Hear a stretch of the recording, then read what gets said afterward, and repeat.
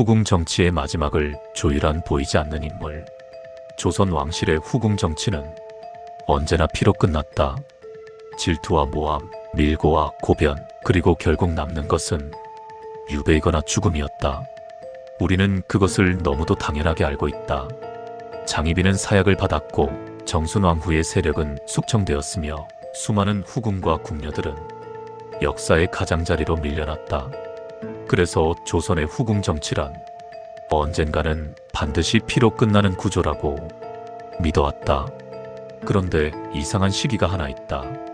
분명 갈등은 있었고 분명 세력은 나뉘어 있었으며 후궁 간의 경쟁도 존재했는데 이상하리만큼 아무도 처벌되지 않았고 아무도 숙청되지 않았으며 기록은 어느 순간 조용히 멈춰버린다. 그 시기 이후 조선 왕실의 후궁 정치는 더 이상 사건으로 기록되지 않는다. 마치 누군가 그 복잡한 정치판을 조용히 정리해버린 것처럼 이야기는 바로 그 지점에서 시작된다.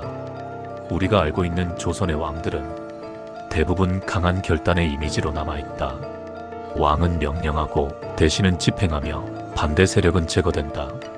하지만 후궁 정치의 마지막 국면에서 왕의 이름은 유난히 조용하다. 어떤 명령도 없다. 어떤 어명도 기록되지 않는다. 대신들의 상소 역시 이 시기를 전후로 급격히 줄어든다. 후궁 간의 갈등이 심각하다.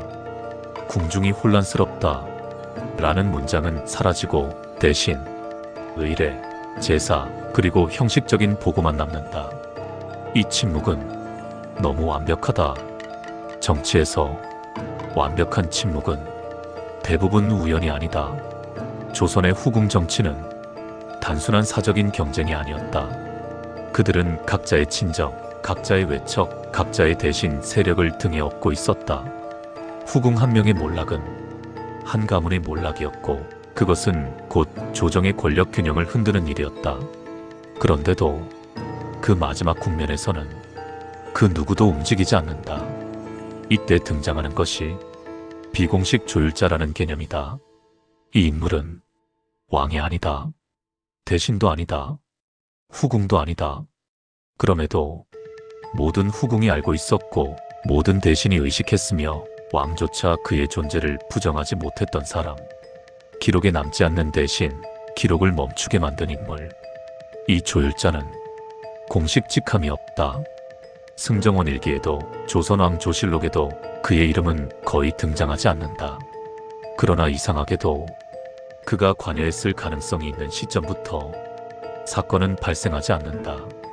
후궁 간의 고변은 사라지고 밀고는 묻히며 왕에게 올라가야 할 문제는 왕에게 도달하지 않는다. 문제는 그 방식이다. 이 조율자는 명령하지 않는다. 하지 말라라고 말하지 않는다. 누굴 처벌하라라고 지시하지 않는다. 그는 미리 막는다.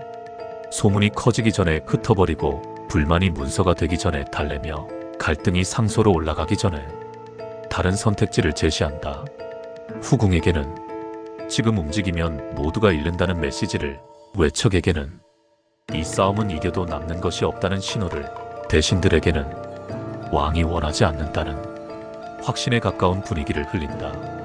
중요한 것은 이 모든 것이 공식 기록으로 남지 않는다는 점이다.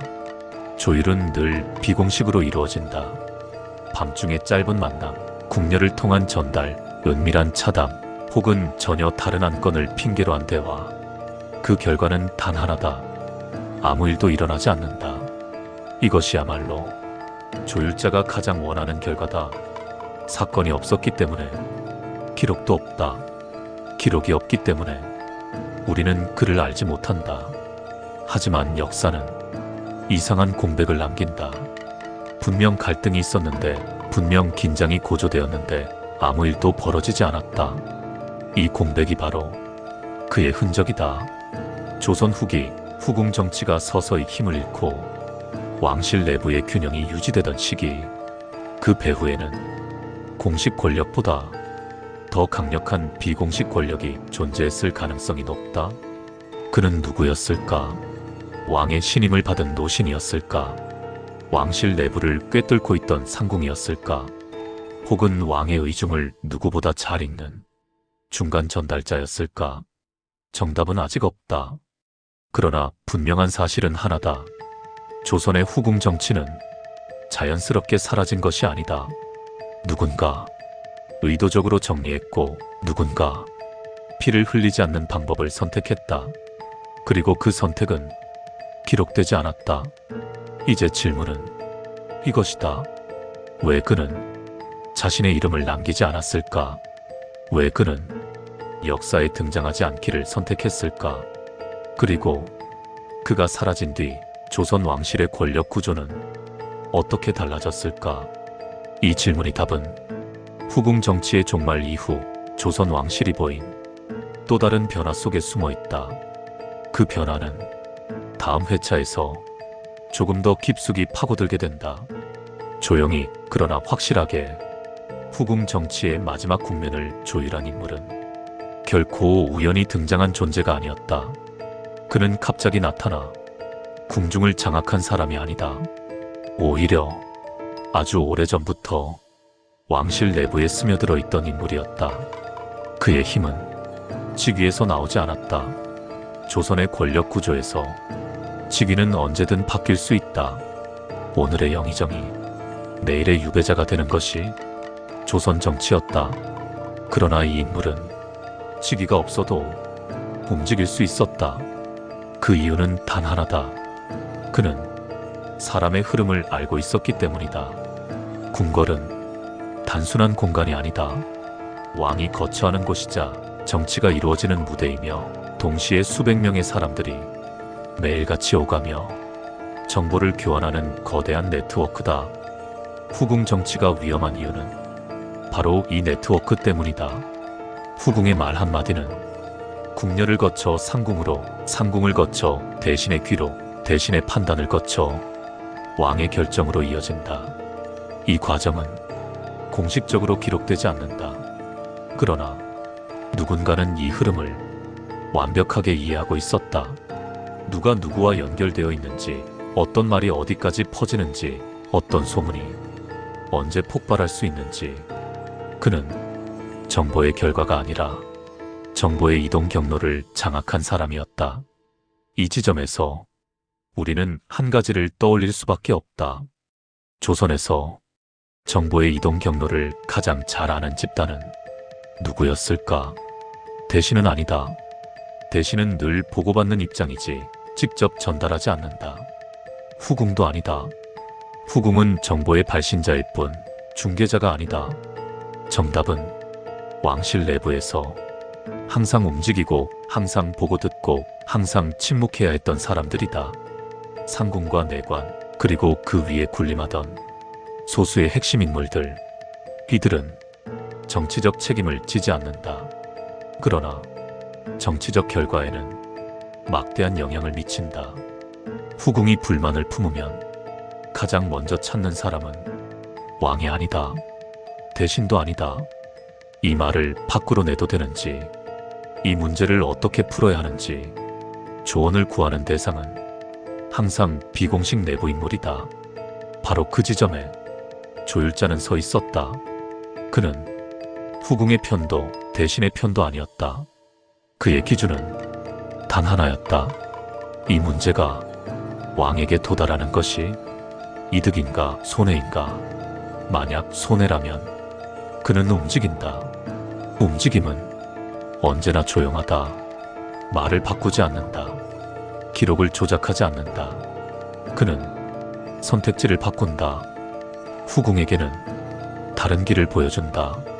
지금 이 싸움이 결국 본인과 친정을 어떻게 망가뜨릴지 차분히 설명한다. 외척에게는 정치적 계산을 다시 하게 만든다. 이 싸움으로 얻는 것보다 잃는 것이 더 많다는 사실을 숫자처럼 보여준다. 대신에게는 왕의 기류를 흘린다. 지금은 그 문제를 올릴 때가 아니다. 이 말 한마디면 대신은 움직이지 않는다. 왜냐하면 조선의 대신들은 왕의 심기를 가장 두려워했기 때문이다. 이렇게 사건은 발생하지 않는다.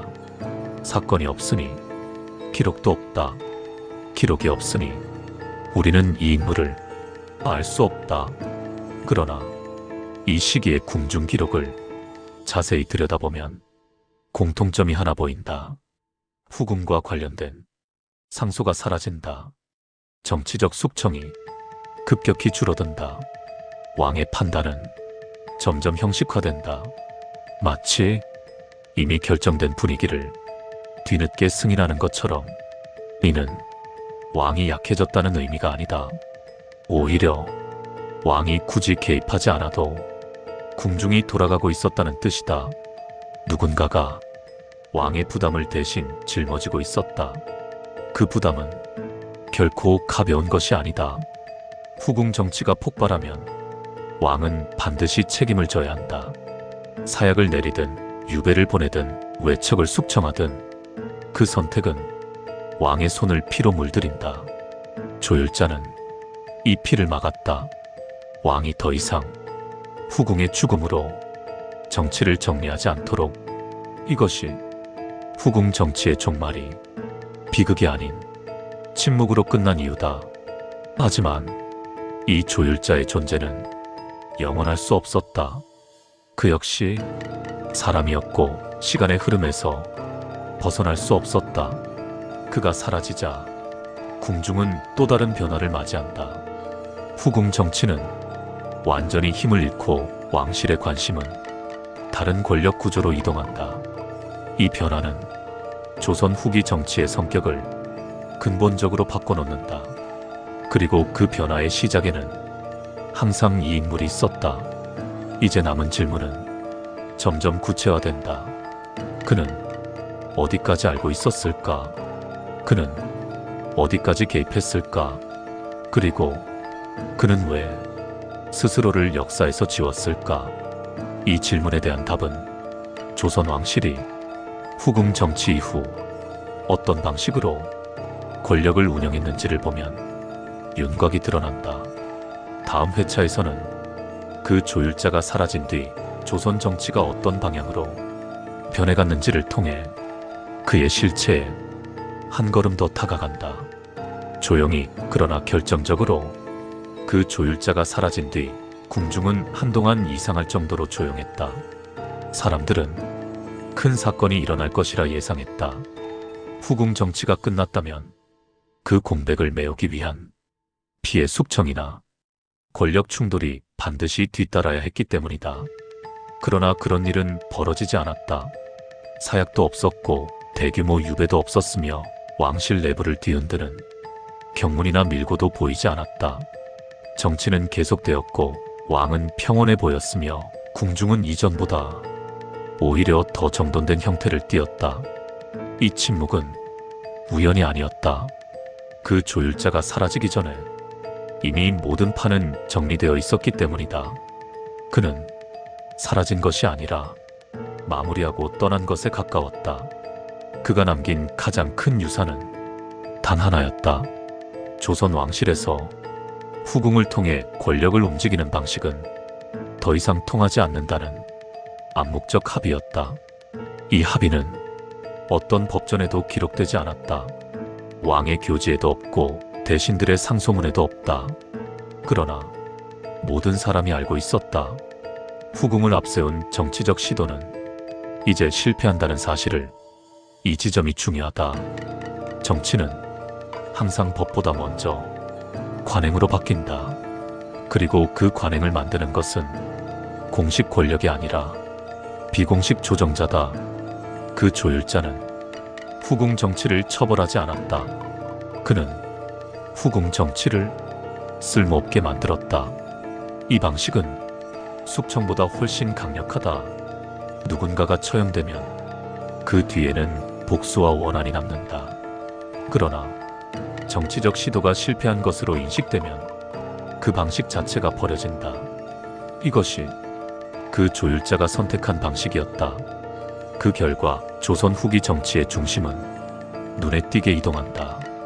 후궁과 외척에서 왕권과 관료 조직으로 정치는 점점 더 문서화되고 의사결정은 합의의 형태를 띠게 된다.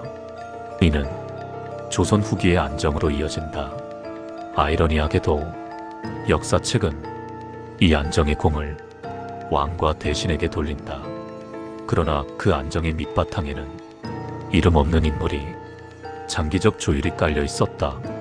이제 그의 정체를 묻는 질문으로 다시 돌아가 보자. 그는 누구였는가? 많은 사람들이 상궁을 떠올린다. 또 어떤 이는 내관 중 한 명이었을 것이라 말한다. 일부는 왕의 비밀 참모 혹은 왕실 문서를 관리하던 특별한 인물이었다고 주장한다. 그러나 이 모든 가설에는 공통적인 한계가 있다. 그들은 직업으로 이 인물을 규정하려 한다는 점이다. 하지만 이 조율자의 본질은 직업이 아니었다. 그는 역할이었다. 조선이라는 체제 안에서 필연적으로 발생할 수밖에 없는 완충장치였다. 왕이 모든 결정을 직접 내릴 수 없고 대신이 모든 책임을 질 수 없으며 후궁이 권력을 욕망할 수밖에 없는 구조. 이 구조가 존재하는 한 누군가는 그 사이를 메워야 했다. 그 조율자는 왕을 보호했고 정치를 보호했으며 체제를 보호했다. 그리고 자기 자신은 철저히 보호하지 않았다. 그는 자신의 이름이 남는 순간 모든 균형이 무너진다는 것을 너무 잘 알고 있었다. 이름이 남으면 누군가는 그를 추적하고 추적은 반드시 책임을 묻는다. 조선에서 책임은 곧 죽음이었다. 그래서 그는 사라지는 방식을 택했다. 기록에서 빠지고 이야기에서 지워지고 사람들의 기억에서 희미해지는 것. 그것이 그가 택한 마지막 역할이었다. 이것이 바로 비공식 전달자의 운명이다. 왕의 명령을 가장 먼저 들었지만 어디에도 기록되지 않았고 정치의 방향을 가장 많이 바꾸었지만 아무 공도 남기지 못한 사람. 그는 권력을 가졌으나 권력자로 불리지 않았고 모든 것을 알았으나 아무 말도 하지 않았다. 역사는 이런 인물을 기억하지 않는다. 그러나 이런 인물이 없었다면 역사는 훨씬 더 잔인해졌을 것이다.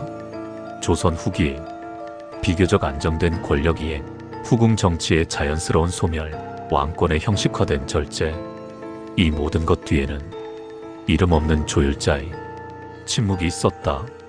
그래서 우리는 이 인물을 하나의 질문으로 기억해야 한다.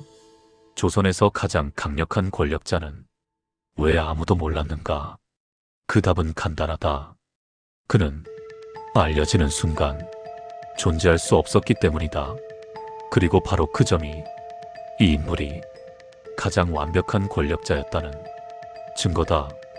이것으로 조선 왕의 명령만 전달하던 비공식 전달자에 대한 모든 이야기는 끝난다. 이름은 남지 않았지만 그가 남긴 구조는 지금도 역사를 움직이고 있다. 역사는 이름을 남긴 사람만 기억합니다. 하지만 세상을 실제로 움직인 것은 이름 없이 사라진 사람들이었습니다. 오늘 이야기한 이 인물 역시 기록에는 남지 않았지만 권력의 방향을 바꿨고 왕조의 균형을 지켜낸 존재였습니다. 이 채널은 바로 그런 기록되지 않은 진짜 인물들을 추적합니다. 실화 기반 미스터리 인물 100과 매일 공개. 구독, 좋아요, 알림 설정은 이 채널이 계속 진실을 추적할 수 있는 가장 큰 힘입니다. 이 인물에 대한 여러분의 해석 추측 의문을 댓글로 남겨주세요. 알고리즘은 잘 만든 영상보다 여러분의 한 줄 참여를 더 오래 기억합니다. 여러분의 한마디가 다음 이야기를 만듭니다.